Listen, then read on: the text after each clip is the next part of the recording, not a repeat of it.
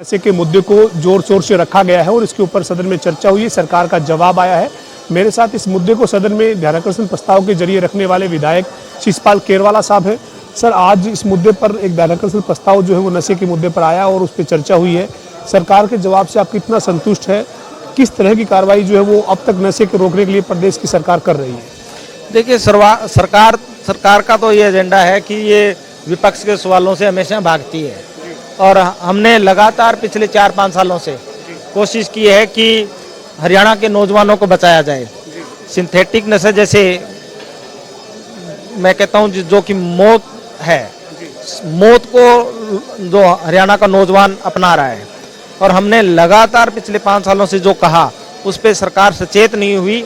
और अब जब इनके जो गुप्त सूत्रों से इनके पास खबरें आने लगी कि डेथ्स बहुत ज़्यादा होने लग गई है, तब जाके ये हमारी बात को सुनने लगे हैं। बट अभी भी एक्शन से बहुत दूर हैं। हमने आज भी इनको कहा, इन्होंने आंकड़े दिए कि 2020 में हमने 4600 लोगों को पकड़ा जो कि ड्रग्स बेचते हैं, उसके बाद 4800, 5200, यानी पिछले 5 सालों में लगभग 5000 के करीब ऐसे लोगों को इन्होंने पकड़ा जो सिंथेटिक नशा बेच रहे थे। आप समझिए, जब 5000 दुकानें खुली हैं तो लेने वाले कितने हैं?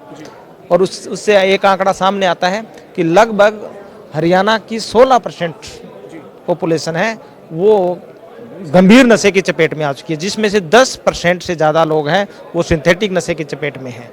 इसलिए हमने सरकार को सचेत कराया है और ये कहा है कि आप सिर्फ NGOs के हाथों में या सामाजिक संस्थाओं के हाथों में ना खेलें, आप एक्शन लीजिए, स्पेशल टास्क फोर्स बनाइए और इस पे प्रहार कीजिए। और इनके लोग हैं, मैं तो स्पष्ट कहूँगा, इसमें कहने में कुछ नहीं है।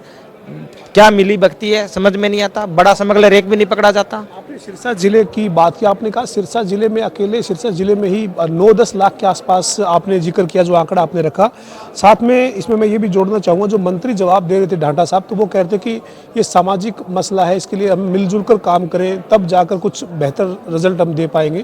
तो आपको लगता है कि सबको इसमें सत्ता पक्ष विपक्ष को एकजुट होकर कोई ऐसा संयुक्त काम भी करना चाहिए? देखिए, संयुक्त काम करने का समय निकल गया। हम साथ दे रहे हैं, हम उनको आगाह कर रहे हैं, हम इनको बता रहे हैं, हम सदन में आ रहे हैं। हम इनको, जब मुख्यमंत्री जी परामर्श कर रहे थे सभी विधायकों से, तब हमने परामर्श दिया कि आप स्पेशल टास्क फोर्स बनाइए।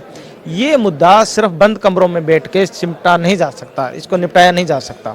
इसके लिए आपको कड़ी कार्रवाई करनी पड़ेगी। एक स्पेशल टास्क फोर्स, एक मैं कहता हूँ एक ADGP से लगा के, आप एक SP लगा के पूरे जहाँ जो बॉर्डर का इलाका है वहाँ पे बड़े स्मगलर कैसे पड़े, चेन सिस्टम कैसे तोड़ें, तब तक ये नहीं होगा, तब तक बंद नहीं होगा। सिर्फ सुझावों से बात नहीं चलेगी, सिर्फ NGO और मैराथन दौड़ों से नशा बंद नहीं होगा। जी, सिरसा जिले में नशे में आपको लगता है कि बहुत ज़्यादा चिंताजनक स्थिति?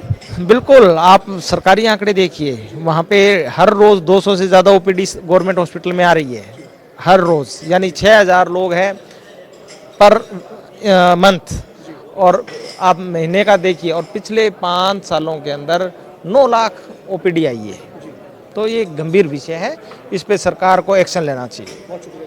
हमारे साथ कांग्रेस के विधायक शिषपाल केरवाला साहब थे, जिन्होंने आज ध्यानाकर्षण प्रस्ताव नशे के मुद्दे पर जो वो रखा था, जिस पे जवाब जो आया है, उनका ये कहना है कि सरकार को बड़ा एक्शन इस मामले में लेना होगा। वीडियो जर्नलिस्ट विजेंद्र सिंह के साथ पवन सिंह, जनता TV, हरियाणा विधानसभा, चंडीगढ़।